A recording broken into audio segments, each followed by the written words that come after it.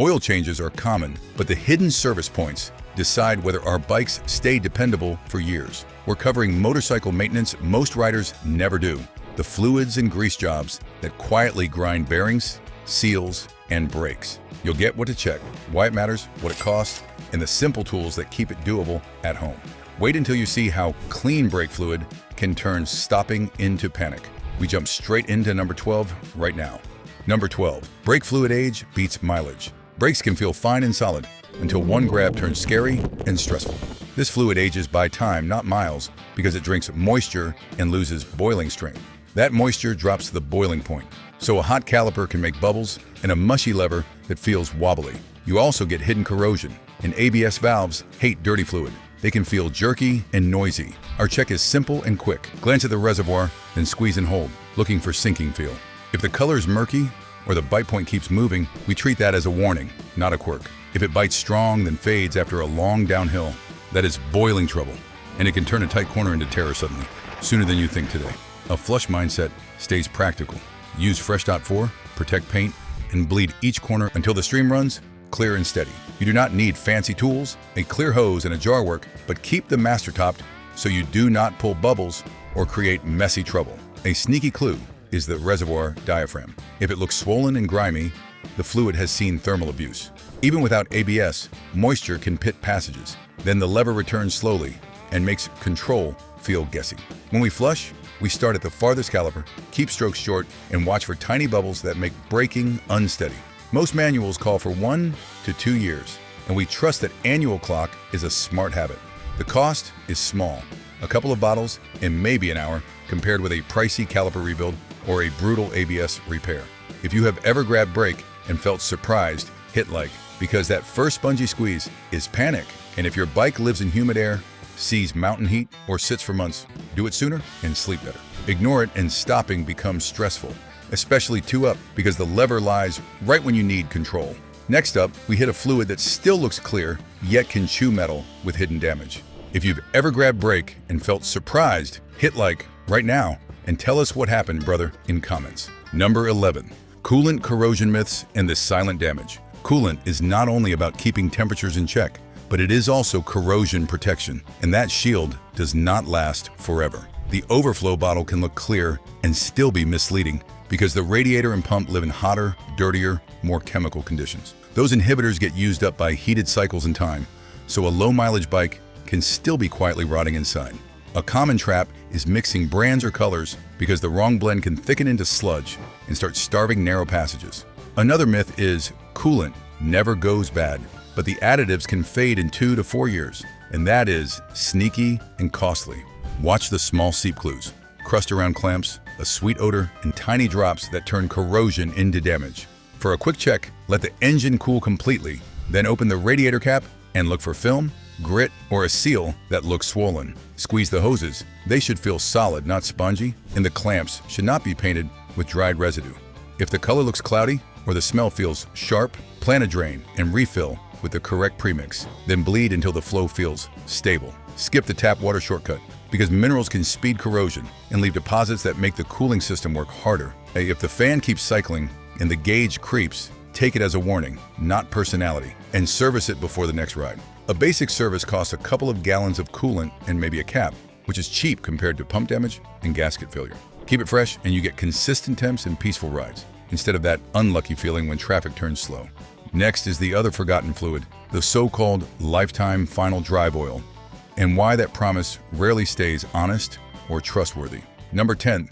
Shaft drive oil myths and the lifetime fluid trap. Shaft drive feels clean and composed, so we forget it exists until the oil comes out darkened and the housing smells angry. The final drive carries large loads in a small space, and those heated cycles wear down additives even when the bike feels relaxed. The myth is, sealed means forever, but forever usually ends after the warranty and before your wallet gets stressed. Start with a quick look for weeping at the seal, a damp ring that collects dust, and oily mist on the rim that signals leaking. Then do the magnet check on the drain plug, because light gray fuzz is normal, but glittery flakes are warning and metallic.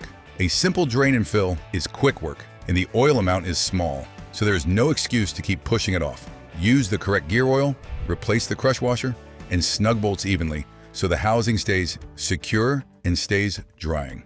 If the old oil smells burnt or looks watery, do not gamble, because that is how bearing wear turns into failure. Fill to the correct level, because overfilling can push past seals and create more leaking and more messiness. Use a proper torque pattern on the bolts, because uneven clamping turns into weeping and makes maintenance feel frustrating. This is one of the cheapest services on a touring bike, yet the repair bill becomes expensive when the final drive lets go.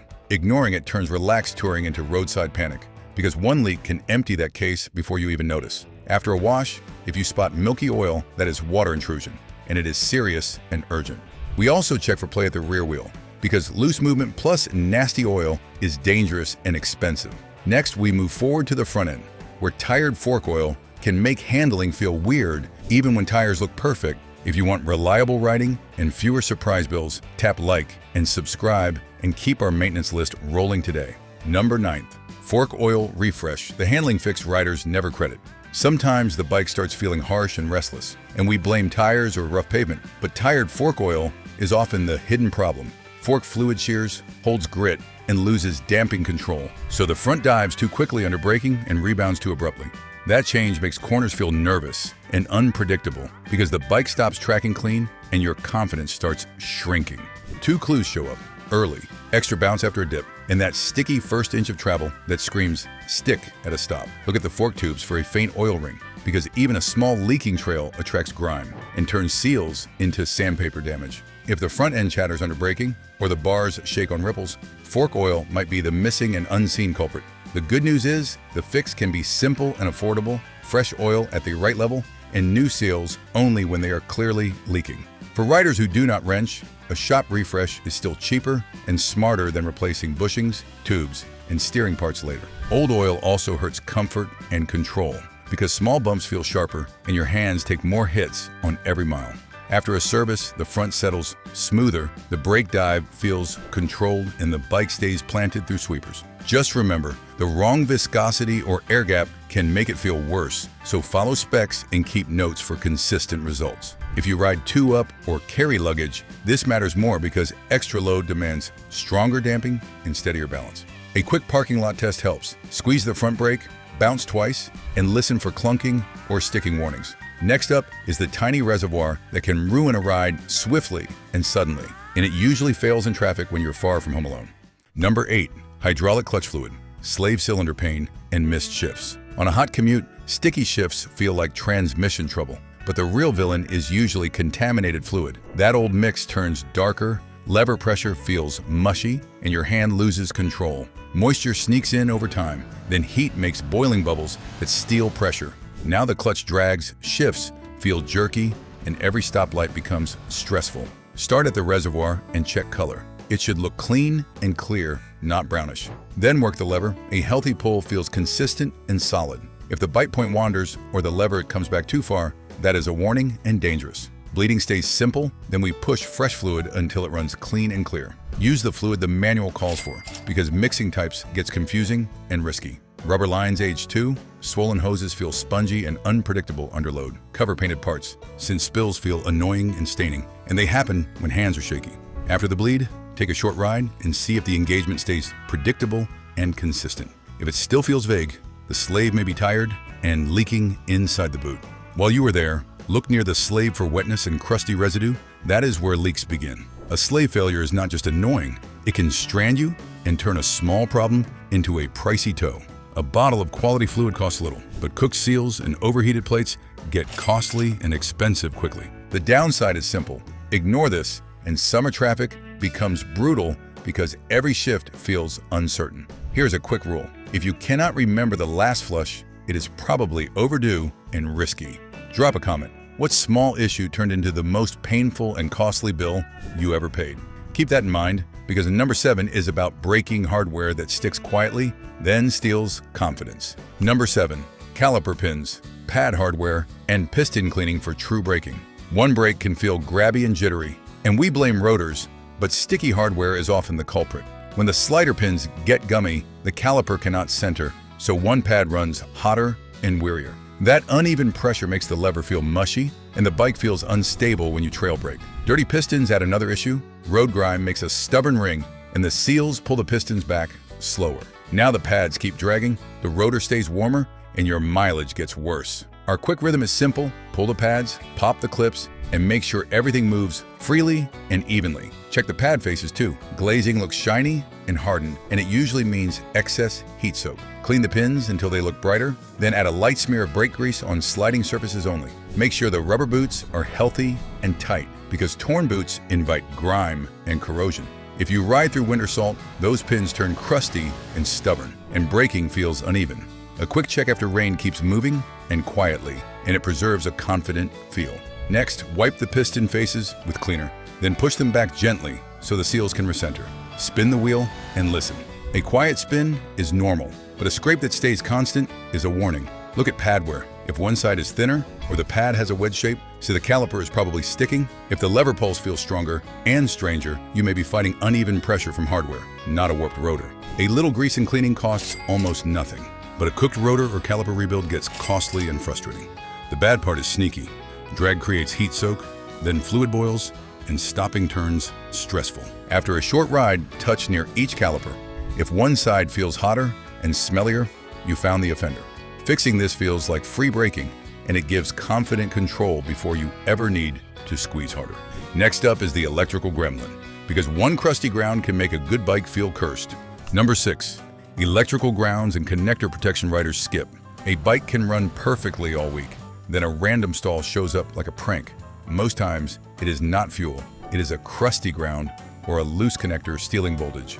Corrosion builds at terminals, and the starter drags slower while the dash acts weirder.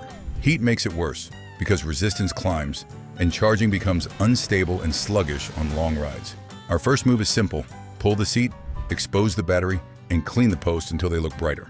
Then we follow the main ground to the frame, scrape the bare metal, and tighten it, solid and secure. After that, we open key connectors, look for greenish fuzz, and treat them with cleaner until they feel clean. Wiggle the harness gently, because a loose plug can act normal until vibration turns it angry.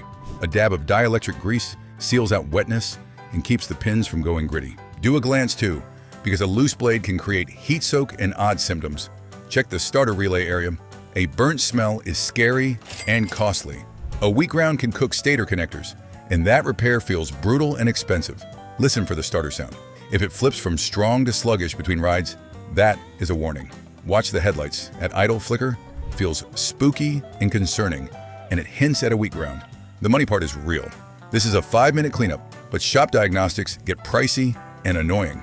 Worse, intermittent faults are maddening because they vanish when the tow truck arrives and you feel guilty. Keep a tiny kit in the garage, brush, cleaner, and grease, and your bike stays consistent and predictable. Once the electrons behave, we can talk about bearings, because rolling parts fail quietly and suddenly. Number 5. Wheel bearings, axle spacers, and simple grease habits. Sometimes the bike feels solid, then one corner gives a wobbly hint that makes us tense up. That first warning is often a tired bearing, a dry spacer, or water that crept past a seal. With the wheel lifted, we spin it and listen for gritty noise, then feel for notchy spots. Grab the tire at the sides and push. Any side play is serious and dangerous. Next, look at the axle spacers. A rusty spacer can bind, and it eats bearings faster and hotter. If spacers have grooves, replace them, because that wear turns sneaky and costly. If you ride in the rain, check the seals for tears, because wetness and grime are the real killers. Pressure washing is rough. It drives water inward, so keep it gentler and smarter around the hubs. On a test ride, a bad bearing can sound humming and growling, especially when you lean. Another clue is tire wear. If the edges look choppy and uneven, the wheel may not be tracking cleanly. When reinstalling, torque matters because loose axles feel nervous and dangerous. When you change tires, wipe the axle clean, because old grease turns gritty and stains. Our maintenance mindset is simple. Inspect during tire changes, clean the axle, and add a light coat where it belongs. Replace bearings as a set, and do not cheap out, because bargain parts can fail earlier and louder. The cost is small, but the risk is serious, because a seized bearing can ruin a weekend and a wheel. Ignore it long enough, and the bike starts feeling uncertain, which kills confident riding on back roads. Next is a pivot point most riders forget, because worn linkage makes tires wear uneven and steering feels strange. If you would rather prevention than panicking, tap like, hit subscribe, and keep those wheels rolling. Number 4. Swing arm pivot and chassis pivot grease. The hidden bind. Ever feel the rear go floaty and unsettled? Then we blame suspension settings, like the bike suddenly forgot how to behave. A swing arm pivot that is gritty and neglected can do that, because those bearings want grease and movement, not dirt and water. When the pivot starts binding, the chassis feels heavy in quick turns, and mid-corner bumps hit harder because the rear cannot follow the road. Here's the basic check. Put the bike on a stand, grab the rear wheel, and feel for sideways play that should not be there, plus any notchy resistance as the arm moves. Listen for squeaks after rain, watch for weird tire wear patterns, and pay attention if the bike wants to stand up in a corner instead of feeling neutral and planted. A lot of us chase new tires or a stiffer spring, but the real fix is often cleaning, greasing, and torquing the hardware the right way. If you ride through winters or wash the bike hard, those seals and sleeves see water, and the grease gets pushed out until metal meets metal, which is silently costly. A scheduled service might cost a couple of hours and some quality grease, but seized bolts turn into major labor, broken sleeves, and that awful heat and hammering sound in the garage. The light negative is real. Sticky pivots make even a good motorcycle feel clumsy and fatiguing, especially when you're trying to ride relaxed. Next up, we keep the back-end theme, because even with perfect pivots, a tired shock can feel like magic and control ran out. Number 3. Rear shock service reality. Oil and nitrogen do not last forever. A rear shock can look fine from the outside, yet the ride gets bouncy and punishing, and we call it age instead of worn damping. Shock oil does not stay perfect. It shears, heats, and carries tiny debris. And the nitrogen charge that prevents foaming can fade over time. That means you can have a decent spring, but the control is gone. So the bike wallows on sweepers, chatters on ripples, and loses confident traction when you roll on. Try this quick test. Push the rear down hard and release. One clean return is healthy, but a pogo bounce or a slow lazy rise is a warning. Watch sag too. If you crank preload and it still sits low, the spring rate may be wrong, but if sag is fine and it still feels vague, the balance is gone and the damping is the problem. Plenty of stock shocks start feeling tired somewhere around 30,000 to 40,000 miles. Sooner if you ride loaded or hammer rough roads, and that mileage is normal. The good news is that many units can be rebuilt, recharged, and refreshed, and the bike comes back feeling stable, composed, and far more comfortable on rough pavement. Cost-wise, a planned rebuild is usually cheaper than panic buying random parts, and those savings show up when the rear stops skipping under load. The light negative is simple. A dead shock turns long rides into wristy, fatiguing misery and makes your favorite back road feel like work, not therapy. Next is the hidden rust trap under the shock, the linkage bearings that squeak while we are sleeping, and then lock up at the most dangerous time. Quick question.